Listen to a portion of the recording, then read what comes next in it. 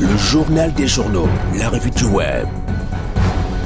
Le journal des journaux, la revue du web.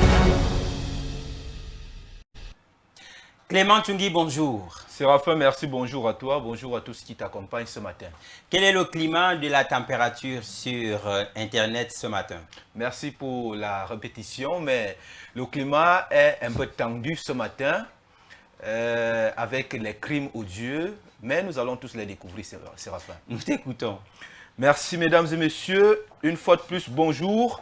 Nous ouvrons la revue du web de ce matin avec ce communiqué numéro 6021. Le secrétaire d'État auprès du ministre de la Défense chargé de la Gendarmerie nationale a l'honneur d'inviter les enseignants du secondaire des sous-systèmes anglophones et francophones en service dans la ville de Yaoundé et ses environs désireux de prendre part aux corrections des épreuves écrites culture générale, general knowledge, anglais, French, dissertation, essai, mathématiques, des concours pour le recrutement des personnels non officiers de la gendarmerie nationale à déposer leur dossier de candidature au service du courrier, de la documentation et des archives de la gendarmerie nationale au plus tard le 6 février 2026.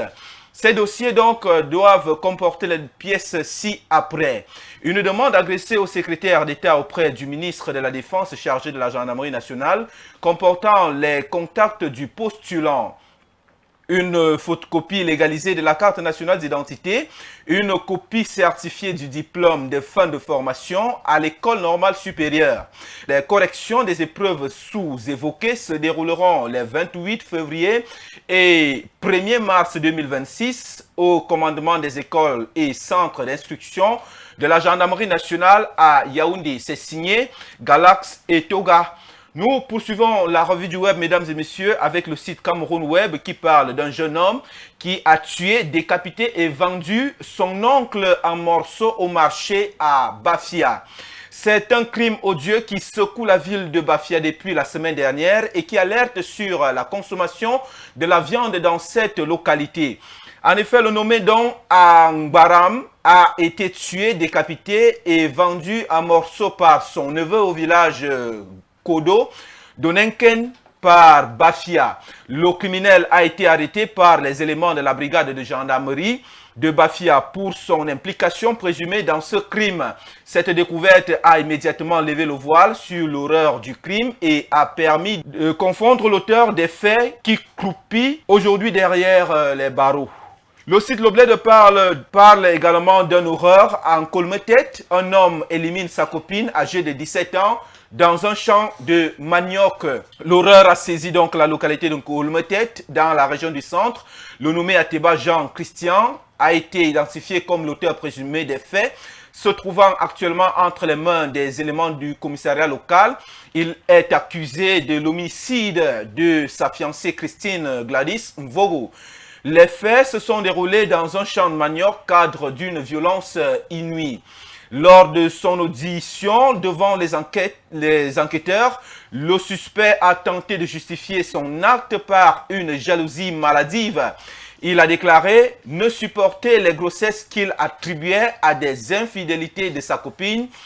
Il a également affirmé avoir pris en charge la scolarité de la jeune fille pendant plusieurs années dans l'espoir de l'épouser ultérieurement. Nous poursuivons avec le même site Le Bled parle qui fait également état d'une découverte macabre d'un conducteur de moto-taxi assassiné à Bertoua. L'insécurité a de nouveau frappé la ville de Bertoua, précisément au quartier Mokolo, dernier poteau, précisément au lieu dit EPC. Mardi dernier, en matinée, des riverains ont alerté les autorités après la découverte de la dépouille d'un jeune homme. Les forces de l'ordre du commissariat du 2e arrondissement, avec l'appui de la police judiciaire de l'Est, ont procédé donc aux premières constatations sur le terrain. Selon les éléments recueillis, la piste du crime crapuleux est privilégiée puisque la moto de la victime a été emportée par les assaillants. Lors de l'examen du corps, les enquêteurs ont retrouvé un téléphone portable ainsi qu'un billet de 500 francs CFA. Pour l'heure, l'identité de la victime n'a pas encore été officiellement identifiée. Et nous clôturons, mesdames et messieurs, l'avant-dernière livraison de la revue du web de la semaine avec le site Investir au Cameroun qui parle de portefeuille SNH.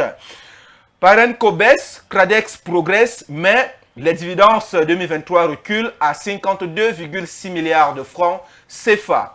La Société nationale des hydrocarbures a encaissé en 2023 52,592 milliards de francs CFA de dividendes bruts issus des sociétés de son portefeuille contre 67,948 milliards de francs CFA en 2022, soit une baisse de 22,6% selon son rapport annuel. Depuis le début de la diversification amorcée en 1994, l'entreprise publique a constitué un portefeuille de 13 participations dans les secteurs pétroliers, parapétroliers et connexes.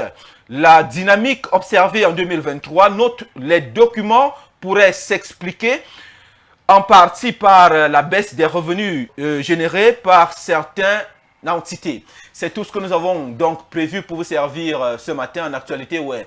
Vous pouvez retrouver l'intégralité de toutes ces informations sur les sites annoncés. Restez avec Séraphin pour la suite du journal. N'oubliez pas que notre engagement et notre détermination, c'est vous. C'est Dieu qui couronne le tout. Nous nous donnons rendez-vous demain pour le même exercice. Séraphin, c'est tout pour ce matin. Merci Clément et à demain.